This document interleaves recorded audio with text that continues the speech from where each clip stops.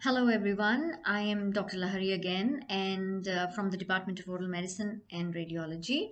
This is the second part of the lecture topic Examination and Diagnosis of the Dental Patient.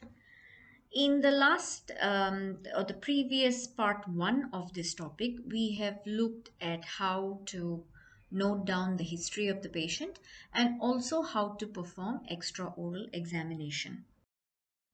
In this part, we will be learning about understanding the significance of obtaining dental history, which we have done previously, medical history, and steps in examination, oral cavity, diagnostic process, and treatment planning. We will apply the knowledge about various components of examination and diagnosis, as well as extraoral and intraoral examination. So I am starting off with the page 3 of our patient record, which had the extraoral examination, which I have already covered in the previous part of this lecture. I am going to discuss about intraoral examination in this lecture. So the intraoral examination is primarily consists of soft tissue examination and hard tissue examination. For soft tissue examination, the components that we note down are inspection and palpation. Now there is a picture of this mouth map that is present in the case sheet, which lays out all areas of the oral mucosa that have to be examined.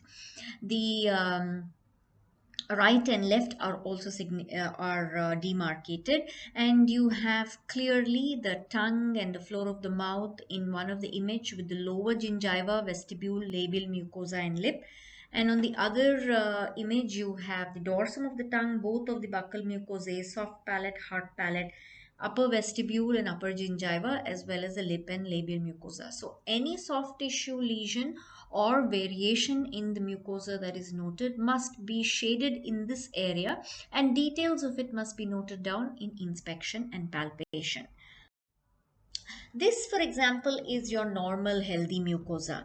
And during examination of the mucosa, each and every surface must be examined carefully, and any variance in normal mucosa must be noted down specifically using the help of the mouth map. For example, let us look at some soft tissue variations, like this examination of a growth that we are seeing on the commissural mucosa or the anterior part of the buccal mucosa that we are noticing on this patient. So the inspection would contain the site of the growth size, whether it is solitary or multiple, whether it is sessile or pedunculated. That means, does it have a stalk or does it have a wide base? How is the surface of the growth? Is it having any color changes, or is it normal colored as compared to the adjacent mucosa? Are there any surface changes like ulceration, irregularity, pigmentation noticed on the growth? Next, also we note down the effects on the surrounding mucosa. Now, has it caused any deviation or any changes in the surrounding mucosa in terms of causing pus formation, ulceration, or any other form of changes? Only after inspection will we actually palpate the growth. When you palpate an intraoral growth, unlike the extraoral examination, you would not make note of temperature variations. The reason being, saliva acts as maintaining the homeostasis of the oral cavity, and hence a growth which is present intraorally may not have raise in temperature which is noticeable even if it is inflammatory in origin. So the first thing that you notice when you palpate would be tenderness, followed by consistency. So similar to extraoral growth or swelling, the consistency can be noted down in terms of soft, firm, or hard. Following this, you confirm whether the swelling is sessile or the growth is sessile or pedunculated. You would also note down the fluctuance. The fluctuance is better noted down for extraoral swellings, but intraorally as well. If the swelling is fluctuant or not, it can be noted down. The term fluctuance means that when you put two digits on either side of the swelling, and if you push the swelling from one side, you'd be able to feel pulsation on the other side, which indicates that the swelling consists of fluid within it. For a solitary growth like this, it would be difficult for you to actually examine and fluctuance, because from the image it actually seems quite firm and solid. Also, you would confirm the effects on surrounding mucosa with the help of palpation. Is there any induration of the surrounding mucosa? That means, are there any firm areas? Is the swelling fixed, or does it spread further within the underlying tissue? So it also gives you an idea of the origin or the type of tissue the growth is originating from. So that is what is the information that you gather from inspection and palpation of a growth. Also, let us look an example of examination of an intraoral ulcer. What would we note down? The inspection would consist of the site of the ulcer, size, the shape, is it well demarcated, is it irregular, are there coalescing ulcers, that means multiple tiny ulcers fusing into a large ulcer, is it a solitary ulcer, or are we looking at multiple ulcers on multiple sites in the oral cavity? It's a very important point which gives you a big clue to the diagnosis. Generally, traumatic ulcers or malignant ulcers are solitary in the oral cavity, and multiple ulcers could be because of recurrent ulcers like aphthous or even viral infections like herpes simplex. Next, you note down the depth of the ulcer. Now, again, we are noting this down based on the inspectory findings, based on the perception of depth. Is it shallow or is it deep? Generally, oral ulcers, the ones which are all benign or inflammatory on origin, are shallow. Unless they are traumatic ulcers caused due to major trauma in the oral cavity, or malignant or deep fungal ulcers, only then they are deeper in depth. The floor of an ulcer also has to be noted down, whether it is covered with necrotic slough or hemorrhage. If covered with necrotic slough or food debris, which is natural because the oral environment is subjected to various pathogens as well as food in the oral cavity, it gives you an idea that the ulcer is actually having a shallow floor, and gives you an estimate that you're able to see how the depth of the floor is and where the depth of the floor is, as well as gives you an idea that the ulcer is inflammatory in origin. The margins have to be noted down, whether rolled out or sloping, again gives you an idea as to the origin of the ulcer, and effects on surrounding mucosa, whether there is an erythematous halo around the ulcer, again due to inflammatory activity happening around the ulcer. Example, the one you see in this picture, there is an erythematous mucosa surrounding the ulcer, which we call it as an erythematous halo. When you palpate the ulcer, what we note down first is whether there is tenderness. Also, you could confirm the base or the depth of the ulcer and its effect on surrounding mucosa, including induration, or whether the palpation is inducing bleeding in the surrounding mucosa. Moving on to the gingival and periodontal structures, the picture here shows you a normal appearance of the gingiva, the right top picture. On inspection, the important findings to note would be whether it is pink or shades of pink or pigmented because of physiologic pigmentation. Is there stippling, these tiny dots that you can see in the on the gingiva, in the attached part of the gingiva? Is there stippling visible? And is the sharp call area visible? That means the interdental area, is it sharp? This indicates that the gingiva is normal. If the gingiva is inflamed, there would be erythema, rounded call areas, and or marginal gingiva, and to a certain extent gingival recession can be seen. There are grades of gingival recession which is important to note down and will be further dealt with in the during periodontal examination. When you're palpating the gingiva and the periodontal structures, what is important to note is the probing depth. Generally, probing is done with the help of a WHO probe, and pocket depth can be measured using the markings on the WHO probe. Mobility is also noted down, which can range from grade 1 to 3 grade of mobility, depending on the how much amount of mobility is there in the tooth. Also, basic periodontal examination is something which needs to be kept in mind and would be dealt, which is beyond the scope of this learning of this lecture, but probably would be dealt elsewhere. So when you are using the probe to do the pocket measurement, it's important that the probe is used along the long axis of the tooth and inserted into the sulcus area between the gingiva and the tooth structure. The page 4 of the patient record is details regarding hard tissue examination. Let us look at these details. First of all, the number of teeth present are recorded. We generally use the FDI system of tooth numbering. The teeth or tooth of interest has to be recorded in detail, again dividing it into inspection, percussion and palpation. The inspection would consist of the ICIDA score if there is gross decay or any other abnormality within the tooth structure. And percussion would be using the back of the probe to gently knock on the cusp tip or the incisal edge. To it gives you an idea of the condition of the apical periodontal fibers. Must be borne in mind that percussion test is not a test for vitality testing of the tooth. It just gives us an idea whether the condition of the apical periodontal ligament fibers. So if the patient has pain on percussion, generally notice the eyes of the patient. They would either blink their eyes or give you an response saying yes, it's painful.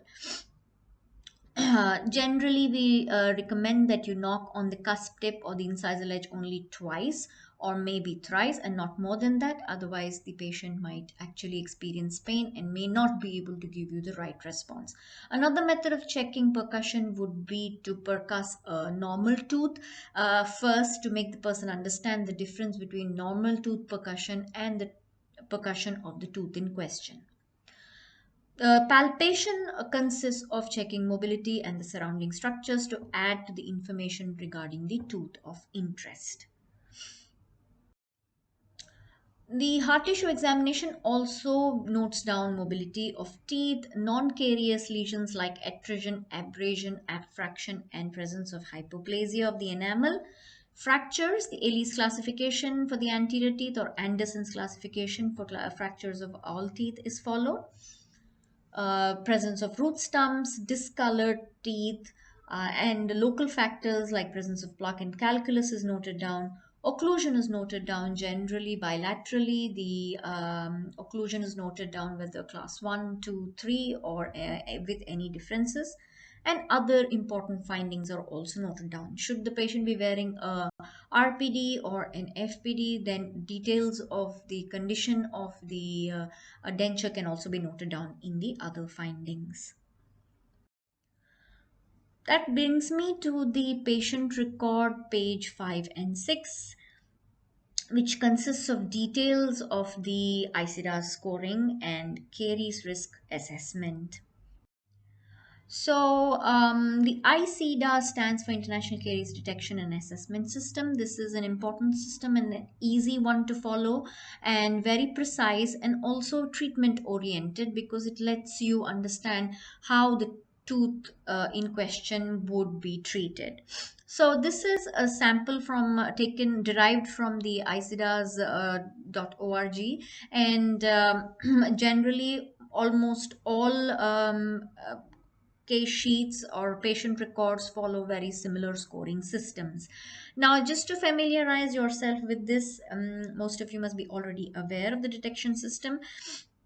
What is important to note is that the midline as well as the maxillary and mandibular teeth separation. So you will notice that the this is the first, second, third, and fourth quadrants are very evident. And if there is mixed dentition or any retained deciduous teeth, then you have even the deciduous teeth present in the first, second, and the third and fourth quadrants, which are pointed out here. Important to note is the date as well, and the restoration codes and the Caries codes. So when you are marking out the codes of Caries and restoration, remember it is a 2-digit coding system, and the mesial, distal, buccal, palatal, and occlusal surfaces have to be kept in mind. So we code based on the quadrant wise, and it's important to understand which is mesial, keeping in mind the midline as well as the tongue or the palatal area. So a mesial of 2,1 and the mesial of 4,2 have been coded here for you to understand what is mesial for the right side of the oral cavity versus the left side of the oral cavity. Similarly, I've also shaded out the distal surfaces for you to understand the buccal surfaces for a maxillary teeth versus the buccal for mandibular teeth, or the labial surfaces, and that is the palatal or the lingual surface for maxillary teeth versus the mandibular teeth, and the occlusal surfaces of posterior teeth. So this is make you understand where you need to write the number or the two-digit number system. So remember, ICIDAS is a surface coding system. That means every surface that has a finding must be coded. So, and if there is no finding, if it's normal tooth structure, then you leave the area uncoded.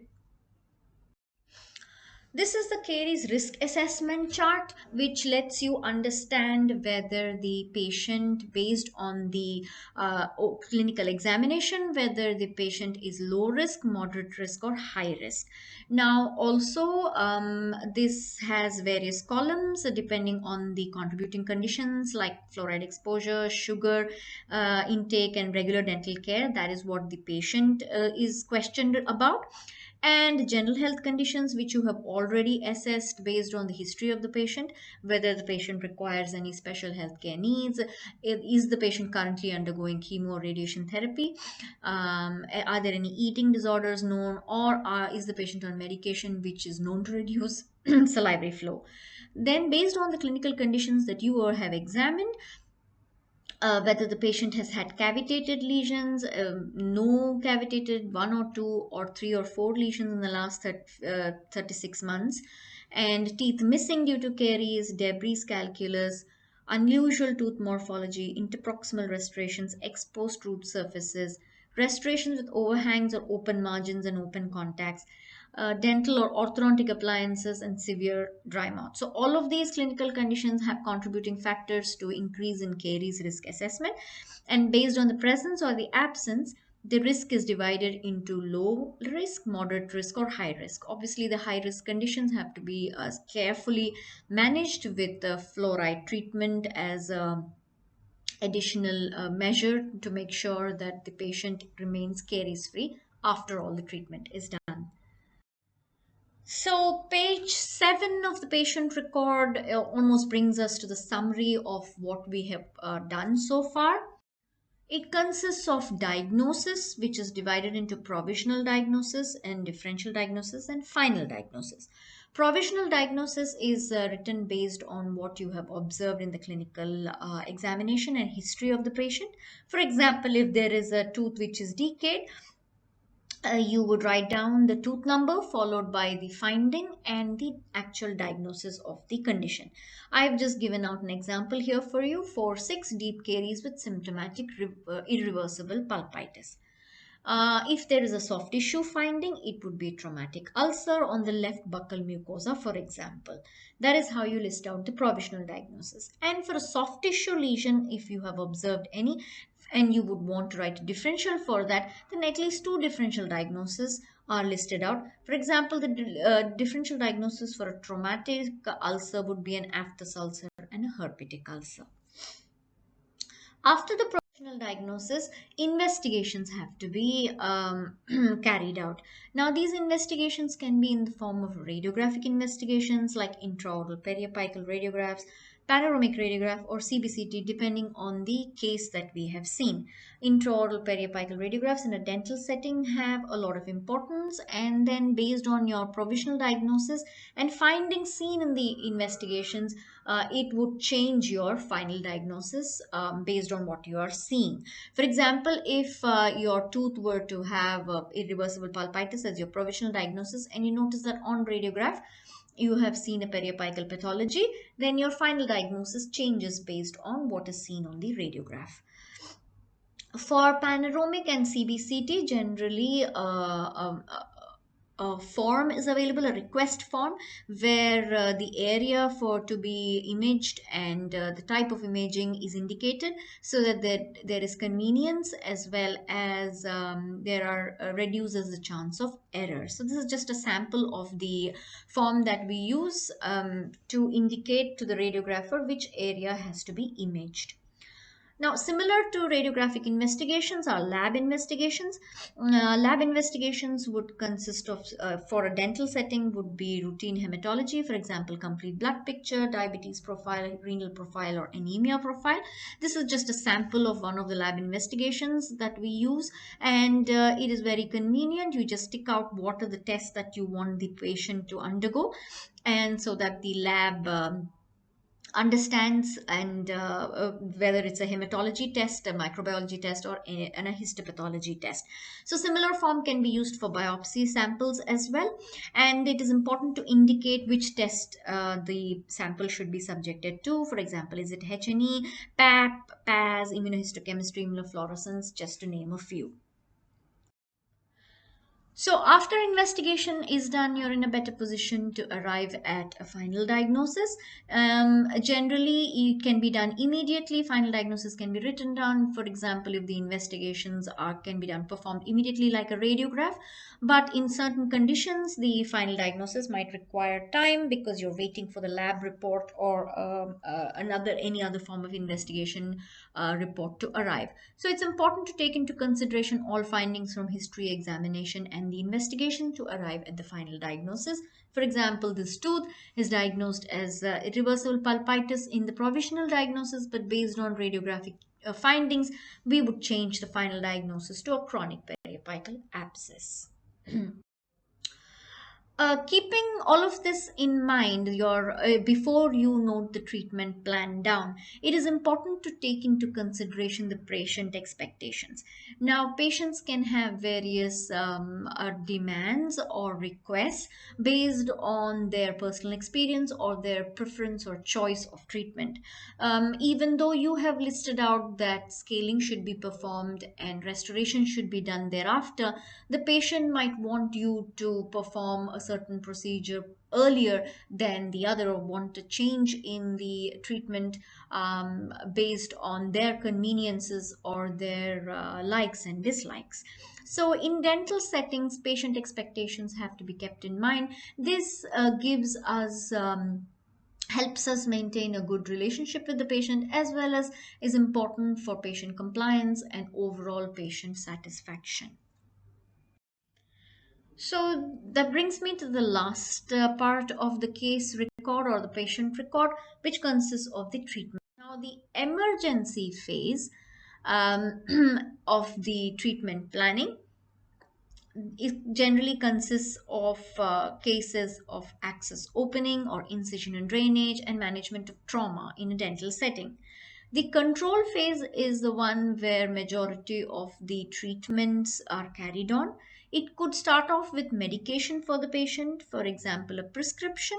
This is just a sample of recommended prescription for if the patient is being put on antibiotics or analgesics, and scaling, extractions, restorations, root canal treatment, fluoride application, and tobacco counseling. All of this would come part of the control phase. Now, all patients might not require all parts of the control phase, but this is how the priority is listed out, and most important ones would be covered in the emergency phase, and the rest would be done in the control phase. The definitive phase would mean that denture fabrication, crown and bridge, and orthodontic treatment. That means treatments that are performed after prophylaxis and initial complaints are taken care of. And also, maintenance or review phase is very important in a dental setting, so that you review the patient once in every 6 to 12 months. This way, the patient, any caries index, as well as the maintenance of the existing either periodontal treatment or prosthetic treatment or even implant treatment is carried down regularly. Lastly, I have noted down here the referral of the patient. Sometimes it's important that after you have done the case recording and treatment planning, patient may be referred to either a specialist dental setting or to a medical practitioner or other referral for further management of the case, or some condition which is not related to the dental or may affect the dental treatment plan in some way, and you would want a referral to a physician to aid in managing the case. So, the most important end part of the case file would be the signature of the doctor. No case file is complete without the doctor's signature, and it does not hold value if the signature is not in place. It's important that the doctor signs the name, and because it carries a lot of responsibility, and it is the doctor's duty that the treatment planning and case record is done carefully, and no parts of it is left unfilled or filled with inaccurately, because the case record would serve as a legal document as well, and is important that the case record is carefully filled out by the doctor, and errors are corrected before finally signing off and referring the patient or managing the case. So that is about the examination and diagnosis. I have covered in reasonably in depth about how to arrive at a diagnosis and how do you write down the findings if there, and how do you note down treatment planning. I'm sure there would be more to this, but it is better discussed in a clinical setting when and you have different patients with different requirements and different treatment plans. But this is just a skeletal or framework, and you can build on it in the clinical setting. Right. Thank you so much.